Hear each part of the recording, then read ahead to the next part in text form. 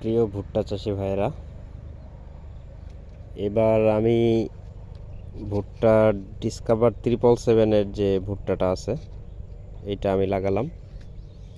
তো মোচার সাইজগুলা মাসাল্লাহ খুব ভালোই হয়েছে, প্রায় 2 হাতের মতো। দানা পরিপক্ক হয়ে গেছে, হয়তোবা আর 15 দিন বা 1 মাসের ভিতর হারভেস্ট করা যাবে। তো এখানে কিছু বিষয় আছে। আমার পাশেই আর একটা ভুঁই আছে ভুট্টার।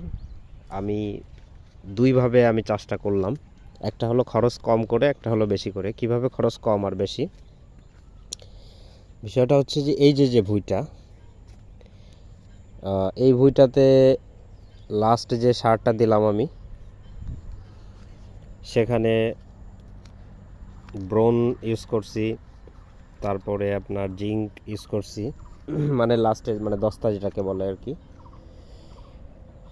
আর ওই পাশের ভুঁইটা, আমার এখানে যে ভুঁইটা আছে, এখানে আমি বোরন আর দস্তা দিই না। আসলে বোরন আর দস্তার কাজটা মানে এতটাই ভালো, রেজাল্টটা এতটা ভালো পাইছি। এই মোচাগুলোর সাইজ মাসাল্লাহ অনেক ভালো হয়েছে। আর ওই ভুঁইটা একটু দূরে, যাই হোক বৃষ্টি হয়েছে এই জন্য হেঁটে আর যাচ্ছি না। ওখানের মোচাগুলা সাইজ তুলনামূলক কম, ছোট আর কি। তো আপনারা যখন মোচা বের হবে, পরাগায়নের সময়, ওই সময় যদি মাটি শুষ্ক থাকে তাহলে সেচ দিয়ে ইউরিয়ার সাথে ব্রোন আর দস্তাটা দিয়ে দিবেন।